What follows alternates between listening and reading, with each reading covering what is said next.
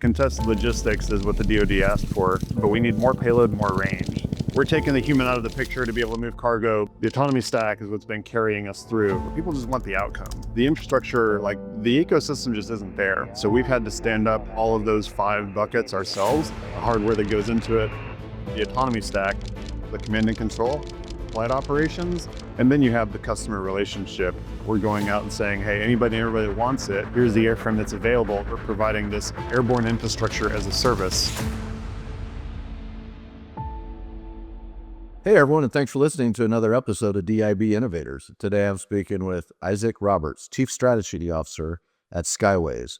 The Austin company built a long-range autonomous cargo drones, just landed a $37 million Air Force contract to scale production, as well as building an autonomous air network for logistics. A Navy veteran and serial robotics founder, Isaac is mapping how dual-use autonomy becomes a battlefield reality and as well as a commercial one. Isaac, thanks for joining me today. Yeah, thanks for having me. I appreciate it. It's good to meet you too. Yeah, and we just learned we live in a similar area, so near each other, which is pretty cool. So that's great. Well, for everyone's background, you've got a really cool background. You started in your Navy. Thanks for your service, by the way. Talk to us how from the Navy, then you got into building computer vision, robotics, found yourself in aviation. Talk to me about that journey, and then what is kind of some common things that have connected it all for you. Yeah, try to make it short and sweet. So let's see. After the military, I got out. I started doing some tech work. Worked at USDA for a little while. Technical security. Security was what I got into in the military. And then I started to move into the tech sector out of interest. It was definitely not an area that I had any connections to or anything along those lines. Come from the exact opposite of the reality. I come from a very poor background, and technology was just not even a possible path. But found myself looking at the hard sciences, got into deep tech, started to, actually the first company I started was an import-export company, and learned a lot from that. And then a friend of mine actually was building self-driving cars in the lab, and I was trying to convince him to start a self-driving car company. And this was right as all the self-driving car companies were kicking off. And he was like, well, it's like really hard. How about we just build this mobile app instead? And so computer vision, got into a little bit of venture capital, got out of that business by selling it to a company called Occipital in Boulder, which would bring me back to the area a little later on. Started building tech companies, fell in love with the concept of the idea. I mean, the fascinating thing is you can change the world right now with the power of technology, and the engine of capitalism drives that outcome, right? And so the potential to have this massive impact off of technology that's fueled by innovation, capital, and the potential for massive outcome is just too good to give up, right? So started getting into robotics, started Scythe. That company was recently acquired, but that was a robotics company focused on the commercial landscaping industry. And during that time, through a mutual investor, I met Charles, the founder of Skyways. And the investor actually had concerns. He was like, well, I'd rather Skyways push harder into the commercial sector for the business development effort. And when I talked to Charles, I was saying, I don't believe that the commercial sector is going to adopt this technology anytime soon. I think the FAA is just going to beat the living crap out of drones for the next decade. They are where innovators die, and don't pay attention to any of that. Just go full steam ahead on defense. And that proved out to be true, right? So we've seen a wave of innovation in the sector, but now we're seeing the second wave. And I hate to say it like this, but the truth is the aggression in Ukraine and the Ukrainian defense was kind of this perfect scenario of deep innovators that became the best advertisement for drone technology on the planet ever, right? So through asymmetrical warfare, they were able to fight off these aggressors. Now they're kicking the crap out of the Russians. Nothing beautiful about warfare, but you got to love it when freedom actually fights back, right? And so went over there for a couple of weeks, talked to some guys that were defending their country, only reaffirmed not only my opinions, but my beliefs in the technology and autonomy and warfare and how that starts to play out. And Skyways is not a hard warfare company, right? It's not Anduril or even AeroVironment, really, right? It's got a line in the sand around weaponization. Having said that, We're looking at different capabilities like various ISR flavors like SIGINT, for example. And the company's been focused on human transportation. But when you look at the human transportation sector, you've seen that advanced air mobility has been winning the day here for a long time when it comes to venture capital and investment money. But I don't think that that's actually going to play out the way everybody has been allocating capital. What type of mobility? I'm sorry, I didn't understand what you said. Oh, advanced air mobility. So the companies like Joby, Archer, Beta, they're building electric helicopters, right? And so the thing is aviation, as you know, it's all about that. It's all about that energy and weight, right? So if you can shed some weight, you'll get some more distance. If you put some more fuel in, you get some more distance. If you put less fuel in, you can carry more stuff, all that, right? It's all about that upweight. And so that human in the picture in the vehicle, they're dead weight if you can just miniaturize them down to a computer chip, right? So not to say this to a fighter pilot or anything, but at the end of the day, as AI is kicking up, you're going to have to realize that these systems can withstand G's. There's a whole different ballgame, right? And so the unit economics play out. I can drink more whiskey than a computer chip. Come on, man. We can definitely eat more, I'm sure, right? Absolutely. Yeah, we're better consumers than computer chips for now, I think. Well, they're chumping energy pretty quick, but Yeah, this is valid. I guess it was, what was it, 23 nukes per day was what somebody was equating the Kevin O'Leary data center to in terms of like heat output. crazy. Yeah. Yeah. So all it is to say, basically, we're taking the human out of the picture to be able to move cargo because contested logistics is what the DoD asked for. And when Charles started the company, the first thing that came in was a Marines contract for $300K to buy 2 of the version 2 aircraft. They got into things and they said, this is amazing. We definitely love and want and need this, but we need more payload, more range. So switched over to a heavy fuel system. It's still eVTOL, but now it's hybrid, just dumping battery power back in during forward flight off of the heavy fuel. But I think that people don't understand that the technology trend in this space has been FPVs. And now you saw Allen Control Systems. They just raised $200 million for these counter UAS systems. And so that's like the counter FPV response.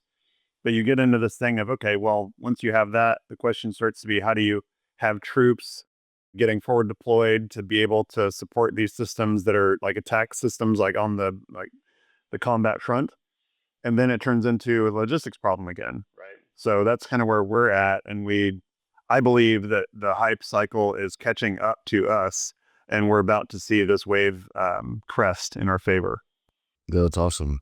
Yeah, I think you guys have found a really unique, there's a couple other companies I think that are doing cargo, logistic, but this unmanned cargo, unmanned logistics definitely resonates, at least in the military side. Talk to me about your airplane. I covered it briefly, but what, is that the core of, Skyways is the platform? Or are you more about the autonomous? Are you outsourcing? Like, where is the autonomy of it? Or the network of it all, So let's take, a Havoc AI type of concept. They were boats, but now that's the network of networks. How do you look at this as what is Skyways delivering? Yeah, great question. The frame up for us is, and it took a while to figure this out, really. The government contracts have all been, development focused, but they've also purchased aircraft, put them into the field. And then any robotics entrepreneur can tell you, at the end of the day, people just want the outcome, right? Like, if you have to stand up 20 different legs to get the outcome, that's what you're going to have to do unless you can find partners to do it, right? And so it's this full pipe that's required to be able to get customer value. And for us, the infrastructure, like the ecosystem just isn't there, right? So we've had to stand up what I refer to as these 5 value buckets, right? So you have the very first one, which is the hardware, right? That's like the airframe. And then you have the software on top of it, which is the autonomy stack. And then you have the software that's peripheral to the airframe, which is the command and control, right? And then you have flight operations. And then you have the customer relationship, or like the value add moment, right? And for Skyways, there really hasn't been any of that stuff there this entire time. So we've had to stand up all of those 5 buckets ourselves. But we are fully aware of the fact that we're going to be able to, as the ecosystem matures, maybe take one of those legs off. Like, for example, Endural's Lattice or HiveMind, some of these types of platforms are going to exist with the customer already because they have flight ops and they have the relationships. They're like, well, look, use our C2. So we'll take that on. The areas that we won't pull away from is because they're critical components that we have the deepest understanding and background on is the hardware and the software. So the airframe and the hardware that goes into it, and then the autonomy stack that makes it useful, that's going to be bespoke to every airframe manufacturer, regardless who it is. When it comes to us, though, we're very much looking at trying to get these production volumes into the thousands as opposed to into the teens or hundreds.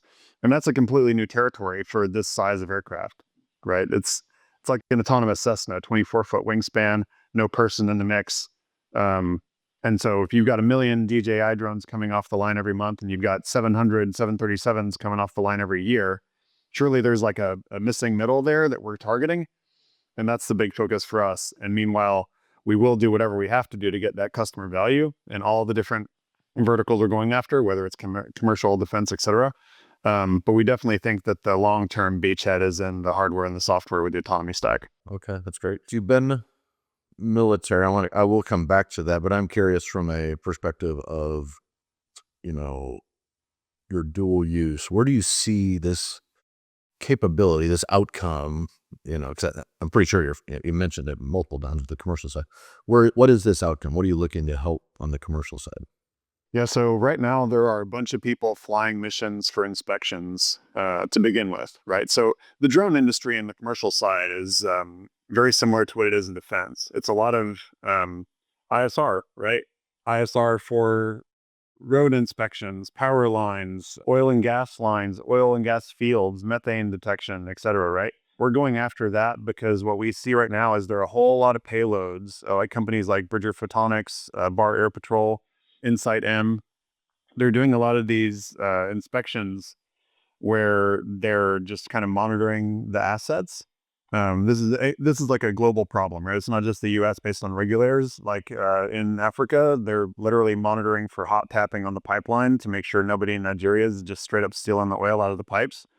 And so because this persistent monitoring needs to happen, right now all that's being done with a pilot in a plane or a helicopter, right? Going back to this whole, weight issue, right? You just bring that down to an autonomous airframe and you carry that same sensor. And now you're talking about adding the value in an autonomous modality where one person can control 10, maybe even 100 aircraft as opposed to a 1-to-1 ratio. And then, of course, unit economics factor in, and mass production is not the strength of the aviation industry. Oh, it's not. Well, you're not going to make a lot of future wannabe airline pilots happy because a lot of them get their hours that way. Yeah, that's right. That's the real rub for robotics companies, right? Is like when people love their job, they're willing to do it for cheap. So nobody needs it to be autonomous. Yeah, for sure. Yeah, and so let's then, I think that's great. I mean, there's obviously logistical things. Is there anything you can then leverage this to be more of a global logistics perspective, on the commercial side? Like, how do you guys look at that? I know it's probably longer out, but is that in your roadmap? Because it seems like there ought to be some alignment there. Yeah, no, 100%. The real trifecta for us is 3 key metrics, right? So first key metric is utilization. And second key metric is driven by the first, which is fleet size, right? So you make one aircraft, an aircraft in the air makes you money, an aircraft on the ground loses you money, right? So the goal is maximize utilization. So that's step one. Once you have an aircraft in the air 20 hours a day and maxing out that utilization, now you want 2, right? Once that fleet size gets really big, let's say you got 10, now you want to worry about the autonomy stack because you can't scale the people that are doing the pilot work, right? And so then it's a feedback loop, right? This is the virtuous cycle for Skyways. What we've noticed is whether we hand the aircraft to the Navy, whether it's to a commercial drone company or even an aviation company, no one knows the system as well as us because, again, that ecosystem isn't there. And so in order to drive the utilization, for us, it's all about getting the flight ops, getting these what we're calling hubs, and they're effectively FOBs, right? It's like a hub is a fixed location that's very lightweight, but it can take up to maybe 50 aircraft and service that entire region with aircraft doing different missions. And V3 is made to be a modular payload, so we can shove one sensor in, or we can shove the cargo mod in, whatever that looks like, so that we can do whatever mission is necessary. Then we just plug and play into the next mission. And then it's all about that uptime, right? So as we stand up a service, you end up with this full value pipe that's being created. Now, if someone wants to, let's say, get into inspecting rooftops, instead of them getting into the aviation industry, they can just come straight to us, and we're providing this airborne infrastructure as a service to be able to go and execute on the outcome that they're after. Whether that's DoD, whether that's commercial, really doesn't matter, right? We're going out and saying, hey, anybody that wants it, here's the airframe that's available. Do you need a defense spec, or do you need a commercial spec? And you're probably seeing this already. I mean, I wasn't aware of this before, but have you ever heard of it's the standby commercial, like the standby commercial fleet for defense? Yep. Like around for a while. Yeah. So like it's the same scenario, right? Like you have effectively imminent domain playing out in the defense space, and then it's like, well, you stand up commercial capability, and then the DOW says, well, we want that now, so you're gonna go fly some missions for us, and we'll pay a premium as a result. Yeah, I think that's pretty powerful. Well, if what did you say? Flight ops as a service or something along those lines. Yeah, flight as a service or infrastructure, like airborne infrastructure as a service. But it's just really interesting to see how it all plays out. And the truth is, talk to these operators that are in the bush all the time. They don't want us around. Like they want to be like, look, feel free to not give away our position, right? Kindly F off. We've got an op to do. Leave us alone. Just give us the capability. And that's funny enough. It's like when you really look at it from a robotics perspective. So here's a defense robotics hot take, I guess. Everybody's wanting to get into SOF, right? Everyone sees SOF as the wedge to get into the broader DoD, because everybody knows the customer adoption curve is exactly that. It's like, look, you get the berets, you get the SEALs to take on your thing, and then everybody wants to be like them, so they adopt the capability and all that, and they have a basically blank check to spend however they want. So that's your perfect customer. Problem is, they're real focused on OPSEC, right? So when you have a robotics system, the best way to create durability in the robotics system is to dog food the product. And that way you can band-aid all of the technical problems that you have, so that the customer doesn't have to deal with any of your bulk, right? It's like, it's a prototype. What's dog food the product? What do you mean by that? Oh, well, like, let's say you make a robot that, we'll just use Skyways as a good example. We make a robot that flies and moves cargo around, right? But there are problems that come up, and there's technical band-aids on the product, right? It's not a TRL 8 or 9, it's like TRL 4. And you're like, well, it's a TRL 4, but it's my TRL 4, so I know how to like make it keep doing its thing, right? Like, I'll just do it for you. But they're like, nah, you go away. Like, we're operators, you're tech nerds, like, you don't need to be in the battlefield with us, like, just leave us alone. Just give us the product and we'll go and deal with it. But then you have to harden the product real fast, right? And so it becomes this thing where it's this like really weird problem to try and solve, where you need the TRL to be as high as possible so that you can get the early adopters to take it on. But that means that your technical capability needs to be way higher than it normally would be for any tech product. So I think there's a lot of unrealistic expectations trying to be met, or I should say, there's a lot of bullshit in the space, right? Like a lot of people in defense tech that are like, yeah, my thing, it's going to be super hardened and it's ready to go. But everybody wants super cool stuff, and super cool stuff is technically complex, right? So it's an interesting time. I think it'll be really interesting to see how the space like matures over time, because the people that have gotten a ton of money, it's like, well, you still have to technically execute, and that stuff can't just be like bought down with infinite money. Sometimes it takes 9 months to make a baby. You can't just throw 3 women at it and make it in 3 months. Well, defense tech spending is changing, so that's obviously helping, because without that, you're right. I mean, you can't get it high enough, capability wise from the TRL level or whatever it is to get in there. So that helps, but there's a quick return on that. Let's go back to kind of your network of networks. We'll talk about like in the US with their hubs. What do you guys envision? I mean, probably scary stuff, but like 5 hubs around the country, 10, or you like looking to mass, adoption matters. So I know you can't just say that, but what is kind of the model you're looking at? Well, the aircraft that we're building are pretty capable, right? So 1,200 nautical mile range, 100 pounds of fuel would get us there. You figure you're doing more like 60 pounds, maybe that's 800 nautical miles in range, right? What fast? pretty slow. I mean, it's, around 100 knots is kind of the upper bound. But I think that what you see is, I mean, I don't know if you drive an electric car, but it's like really easy to see the power burn down when you're going super fast because the aerodynamics. It's like it's a quadratic, right? So we go pretty slow because that helps us get that efficiency. But the Air Force has asked for higher speeds, being capable. So we're pushing on that, but it comes at a cost, right? It's that efficiency, which then burns down your range. Yeah, so the hub, I interrupted you. So like the hub model, because they're going 800 miles is kind of what you're planning. So start placing them 500 miles apart where your key distribution runs that are required. Yep. Yeah, exactly right. Yeah. So we're figuring that might be, 50 on the low side, maybe, 150 on the high side around the world. Of course, folks like China won't want us operating in their airspace, things like that, right? And then I don't think that we'd win that market even if we tried. But with that being said, the goal is for a global presence to occur, and then we have the ability to service whatever mission is necessary.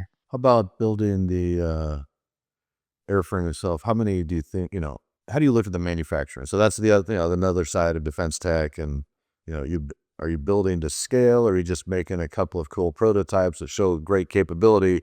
And that's like, great, we'll take 100. It's like, or 1,000, like the zero. Yours is more complex, probably not going to be 1,000 off the, get go, but still the manufacturing, the supply chain. How do you guys look at all that?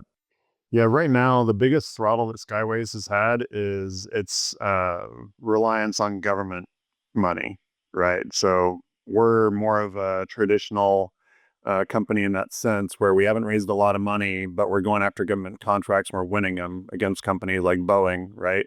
But right now, the contract we're operating on is to get version 3 to full rate production, right?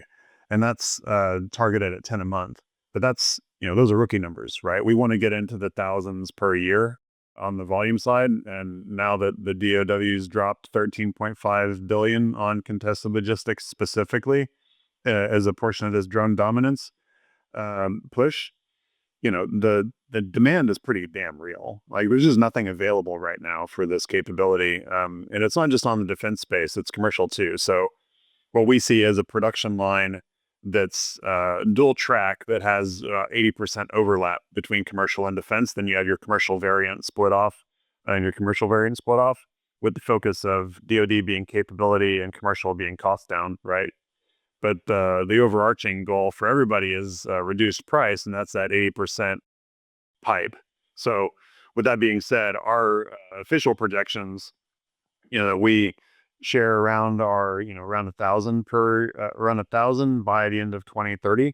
But I think we're going to end up going a lot faster than that. The truth is, we have a ton of demand. We just have to go and go and meet it.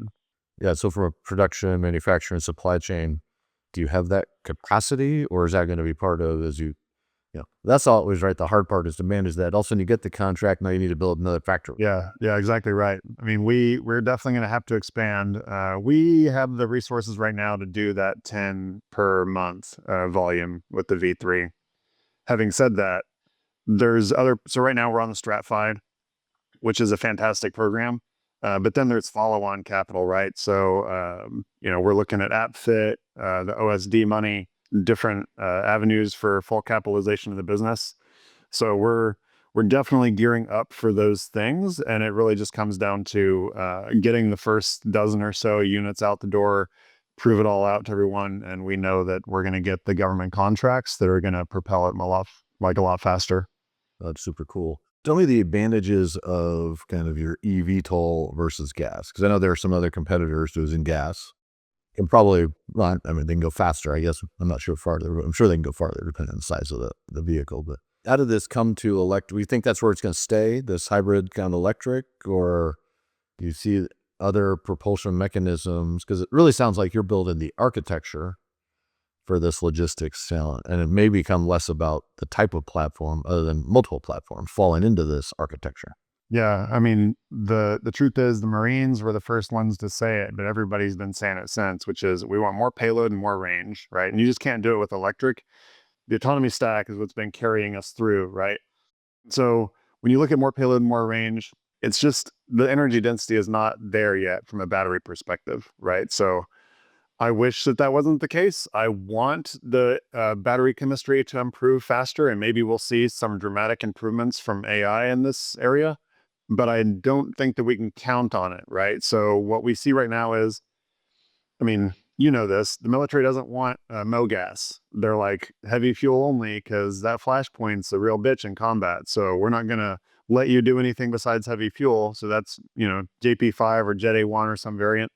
And that's what we've built our aircraft around, is that military capability and spec. But that's kind of a rarity, right? Like, it's a lot cheaper to make a gasoline engine than it is to make a diesel engine, especially when you're really focused on the weight reduction, right? So I think that the hybrid scenario is a clean and durable approach. There are other companies that are going out and doing, like single power generator system for the eVTOL and the forward propulsion. We've split it out and we've been able to get a lot higher velocity as a result, right? So when you just go after an alternator that's regenning on the eVTOLs, we can do a full recharge within about an hour of forward flight, right? So then you got several minutes for the eVTOL cycle, but you don't need a lot, right? You just need to get off the damn ground and move forward and get on the wing as quick as possible. So for us, we think that the architecture around the power is pretty solid, and I don't think that it'll change in a meaningful way in the defense space in particular, until you have really robust batteries coming in with much higher energy density, right? And then on the commercial space, maybe you'd see some people getting away with some MOGAS alternatives, but the truth is nobody wants to have someone crash on their house and burn the whole thing down just because of the spark. So it seems like a pretty universal need. Yeah, well, you definitely don't want that. All right, so kind of going back to some of your founder roots, and you've now been with this company, didn't found it, but you've been part of it. When a founder says, because they all say it, we're customer focused. Customers are our number one priority. What does that mean when you're actually working with the DoD or DOW? It's a lot of noise reduction, right? And it's a lot of like hunting for signal. This is something that Charles is amazing at, right? He's very, very eager to listen to what the DOW says, what they're pointing to in the requirements, who the users are, who the first customers are, and where's the money coming from, right? Because a lot of these customers we talk to, like, for example, you'll probably appreciate this, MSC does not have a lot of money, right? They're kind of just like, they're the opposite of the SEALs. They get like no money and they have to do a whole lot with a very broad scope. And so when those guys are the ones saying we desperately need this capability, how do we make it happen? And then they simultaneously in the same breath say, yeah, but where's the money coming from? It's like, okay, we know the capability is what they need, but we need to go and get the money for them. So it turns into like, you got to lobby sooner than you normally would in the development cycle, just because you need to make sure that your project's getting funded properly. And I think that's starting to change, but I definitely think that it's a problem when it comes to like being customer focused. You can't just be listening to one customer, because getting to program of record, I feel like it's like running for office. It's just like so many people you have to go and meet and talk to and build up the consensus that like your thing is the right thing, and only then does it unlock. And so you need some like real champions, and we've definitely found a few that are amazing, but we're just getting started on that front. Yeah, and how much have you engaged in, if on the like lobbying side? From the, if that's some of the founders in defense tech, like one of the things, or VCs I've interviewed are very much like one thing they wish new founders in defense knew is start your lobbying process at the beginning. Don't wait. Are you guys leverage that? Has that helped you out, or is that something you think that needs to be just always to be working on? Like, what's kind of your perspective on that? Yeah, I think that it's great for founders to be pushing on that front. But honestly, if I was starting a defense tech company right now, I would say one of my very first hires would be, and maybe my very first hire would be some kind of retired or freshly retired O6 in the branch or from the branch that I'm focusing on first.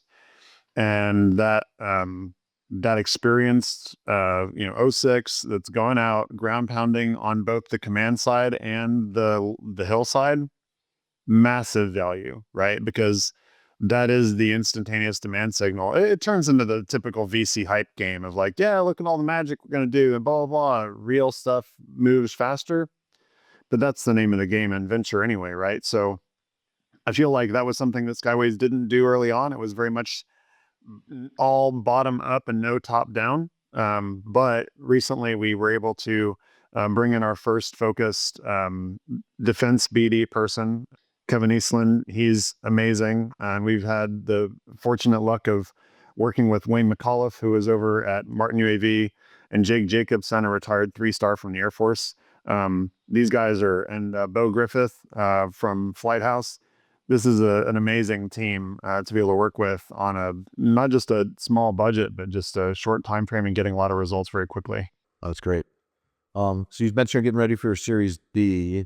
How are you balancing, you've done great because you haven't had to raise a lot, and they moved it, but that pressure between raising capital and getting headlines, because a lot of this is hype, this is a race to position in many of these, slivers of defense tech and drones. And are you the name? Are you the next Skydio? How do you become that name?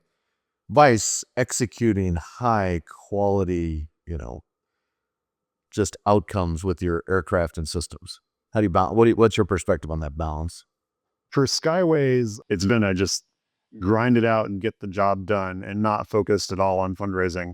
But now it's a do or die moment in the fundraising perspective, and we're looking to fully capitalize the business. So by the time this gets out, we'll be in full swing with Series B.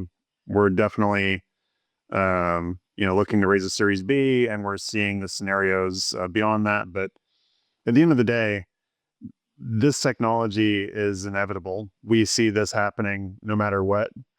But the one element that Skyways has that nobody else does is that it's been doing the hard stuff for a better part of a decade while nobody else has been paying attention to it, right? So it's a far more mature technological platform than what anybody else has, right? And admittedly, I think there are companies out there that are positioned well to move faster. But, that whole 3 women and baby scenario, it's going to play out for real, right? So you're going to see a lot of hype come up, and I'm sure you've seen it. Aerospace is all full of all kinds of nonsense, right? It's like, it's nothing but BS.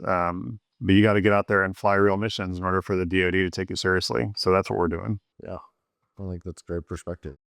Exciting time for you guys for sure. So we're going to start wrapping this up. I'm going to do a lightning round. So just give me your 30 seconds. May have already answered it, so just give me the quick buzz if we already did, but that's fine. So what's the biggest misconception about selling to the Department of War? That they've got a lot of money. Hardest lesson you've learned while helping to build and grow, a defense company? Venture capital helps a lot. And it sucks raising capital. It's all hands on deck. Yep, not wrong. Number one piece of advice you'd give to other leaders building a defense tech company? I think you answered this earlier, but focus on the real. Hype doesn't move the needle with customers, only investors. Yep. What's a sacred cow in defense tech that you think will be proven false? That the warfighter is irreplaceable. That'd be a fun one to pull the thread on, but not right now. And where do you see, as you look across, you're obviously in a cool space, but the biggest opportunity in defense right now, where do you see that? Ruggedized, scalable, autonomous systems. Well, that's awesome. Well, Isaac, we're going to wrap it up, but, thanks so much. This has been fun. I can't wait to grab a cocktail with you in the Boulder area. But if people want to follow what you're doing, what you're building, get involved, how's the best way for them to do that? Go.skyways.com, I think, is probably the best angle. Or just reach out to us through the website or LinkedIn. Pretty open, I think. Yep. And we should definitely get together and grab lunch or something in Boulder sometime, because we can talk about the whole warfighter replaceability scenario. I'd love to be wrong on that one, because it's a dangerous world if it's not right. Well, it depends on how you define a warfighter. Valid. But anyways, all right. Well, thanks so much for joining, and look forward to seeing where you guys go and staying in touch. Likewise. Yeah, thanks so much, Dave. Appreciate it.